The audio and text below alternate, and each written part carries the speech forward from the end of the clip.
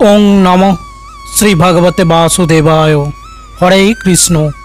नमस्कार प्रिय भक्तबिंदगण, आशा करी श्री हरिर कृपाय आपनारा सकले भालो आछेन। प्रिय भक्तबिंदगण, आज आमी खूबই गुरुत्वपूर्ण विषये জানানোর চেষ্টা করব। आज आपनादेर জানাবো যারা মাছ মাংস খান তারা কি কণ্ঠে তুলসীর মালা ধারণ করতে পারেন ও দাদো সঙ্গে তিলক ধারণ করতে পারেন। আবার অনেকের মনের মধ্যে প্রশ্ন থাকে যে আমি যদি তুলসীর মালা কণ্ঠে ধারণ করার পর যদি কোনো পরিস্থিতিতে মাছ মাংস খেয়ে ফেলি তাহলে কি হবে। এই সমস্ত প্রশ্নের উত্তর আজ আপনারা এই ভিডিওটিতে পেতে চলেছেন। আজ আমরা জানব তুলসীর মালা কণ্ঠে ধারণ করলে কি উপকারিতা পাব। অর্থাৎ এই ভিডিওটা যদি আপনি শেষ পর্যন্ত মন দিয়ে দেখেন তাহলে দেখবেন আপনার মনের মধ্যে থাকা সমস্ত প্রশ্নের উত্তর আপনি পেয়ে যাবেন। তাহলে আসুন জেনে নিন বিস্তারিতভাবে। তার আগে আপনাদের কাছে একান্ত অনুরোধ, চ্যানেলটিকে সাবস্ক্রাইব করে পাশে থাকবেন। এই ধরনের আরও ভিডিও পেতে পাশে থাকা বেল আইকনটি প্রেস করে রাখবেন।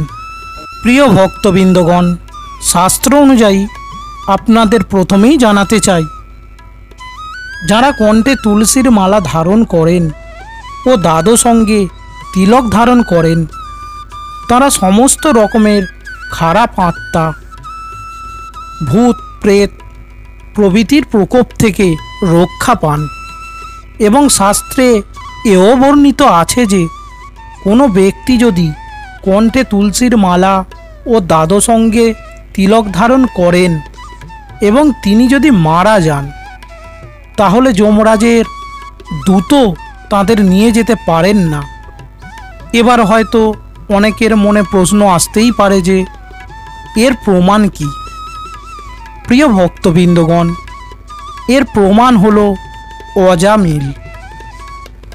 অজামিল যখন ভগবানের নাম স্মরণ করতে করতে দেহত্যাগ করেছিলেন তখন যমদূতেরা তাকে আনতে আসেন এবং অপর দিকে আসেন বিষ্ণুর দূত।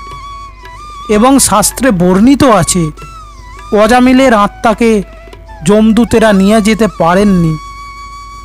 তখন যমদূতেরা যমালয়ে গিয়ে যমরাজকে জিজ্ঞাসা করেন যে অজামিল তো এক পাপী ব্যক্তি, তা সত্ত্বেও আমরা তাকে আনতে পারলাম না কেন।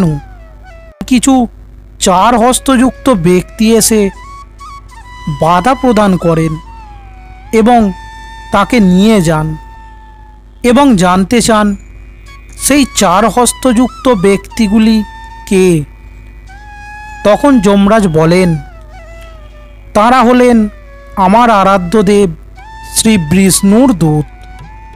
সেই পাপী অজামিল তার শেষ জীবনে শ্রীহরি বিষ্ণুর নাম নিতে নিতে দেহত্যাগ করেছে এবং তার গলায় ছিল তুলসীর মালা। তাই তোমরা তাকে যমালয়ে নিয়ে আসতে পারোনি। অর্থাৎ যারা কণ্ঠে তুলসীর মালা ও দাদো সঙ্গে তিলক ধারণ করেন, যেটাকে আমরা বিষ্ণু তিলক বলে থাকি, তারা এই পুণ্যের অধিকারী হয়ে থাকেন। তাহলে আপনারা বুঝতে পারলেন যে যারা তুলসীর মালা কণ্ঠে ধারণ করেন ও দাদো সঙ্গে বিষ্ণু তিলক কাটেন তারা বিভিন্ন খারাপ শক্তি, ভূত প্রেত প্রভৃতি থেকে রক্ষা পান ও তাদের নরকবাসও হয় না। প্রিয় ভক্তবৃন্দগণ, এখন আপনাদের মনে প্রশ্ন আসতেই পারে, তাহলে আমি তুলসীর মালা ও বিষ্ণু তিলক ধারণ করে যদি কোনো পাপ কাজ করি তাহলেও কি আমাদের নরকবাস হবে না।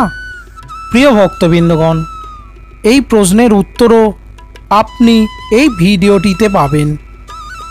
তাই আপনাদের কাছে অনুরোধ, ভিডিওটি শেষ পর্যন্ত দেখবেন।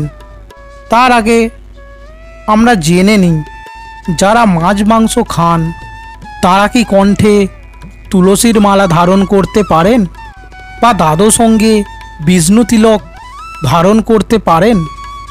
আর যদি এগুলি করেন তার সুফল কি সে সম্পূর্ণ লাভ করতে পারবেন? এটা নির্ভর করে সম্পূর্ণ আপনার ওপর। কারণ এই তুলসীর মালা কণ্ঠে ধারণ ও দ্বাদশ অঙ্গে তিলক ধারণ করার একটা বিধিনিষেধ আছে। যদি সেই বিধিনিষেধ না মানেন তাহলে কি তার সম্পূর্ণ সুফল আপনি পাবেন? যেমন ধরুন, আপনি স্কুলে পড়াশোনা করেন বা আপনার বাড়ির কেউ যদি স্কুলে পড়াশোনা করে, যদি সেই ছাত্র মনোযোগ দিয়ে নিয়ম মেনে পড়াশোনা না করেন, তাহলে কি সে ভালো ফল লাভ করতে পারবে? অর্থাৎ সে যেমন নিয়ম মেনে পড়াশোনা করবে, শিক্ষক ঠিক সেই রূপ ফল তাকে প্রদান করবে। তেমনই আমরা যেমন বিধিনিষেধ মেনে তুলসীর মালা ও বিষ্ণু তিলক ধারণ করব, ঠিক সেই রূপ আমরা ফল পাব। অনেকে দেখবেন বলেন, আমি সনাতন ধর্মী, তাই আমি তুলসীর মালা ও তিলক ধারণ করেছি। কিন্তু এটা করার পর তারা যদি মিথ্যা কথা বলেন এবং মাছ মাংস খান, তাহলে তারা তার সুফল পান না। প্রিয় ভক্তবৃন্দগণ, এখন আপনাদের মনের মধ্যে প্রশ্ন আসতেই পারে, তাহলে কি তুলসী মালা ও তিলক ধারণ করতে পারবো না? কারণ মাছ মাংস তো আমরা ছাড়তে পারছি না। প্রিয় ভক্তবৃন্দগণ, এখানে একটা উপায় অবশ্যই আছে।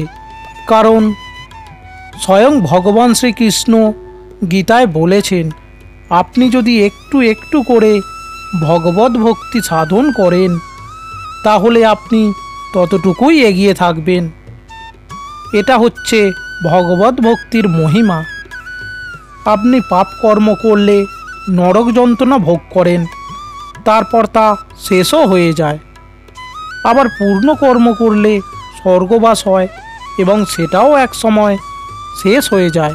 কিন্তু ভগবত ভক্তি সাধন করলে তার সুফল কোনোদিনও শেষ হয় না, সেটা অক্ষয় হয়ে থেকে যায়। তাই যারা মাছ মাংস খান তারা ভগবানের কাছে প্রার্থনা করুন যে, হে ভগবান, কোনো বিষয়ে বা কোনো কারণবশত বা কোনো পরিস্থিতিতে আমাকে মাছ মাংস খেতে হচ্ছে, আপনি আশীর্বাদ করুন যাতে আমি ধীরে ধীরে এগুলি থেকে বিরত থাকতে পারি। এটার সাথে সাথে আপনাকেও নিজের মধ্যে প্রতিজ্ঞা করতে হবে যে আমি এই বস্তুটি আর খাবো না।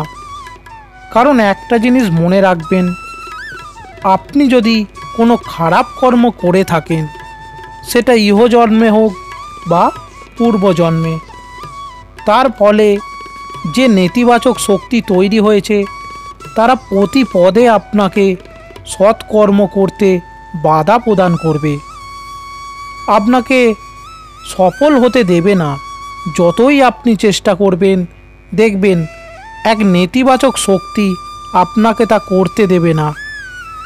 তাই এখানে আপনাকে ভগবানের কাছে আশীর্বাদ নিয়ে নিজেই প্রতিজ্ঞা করতে হবে যাতে আপনি পরবর্তী সময়ে মাছ মাংস খাবেন না ও জীবহত্যা করবেন না।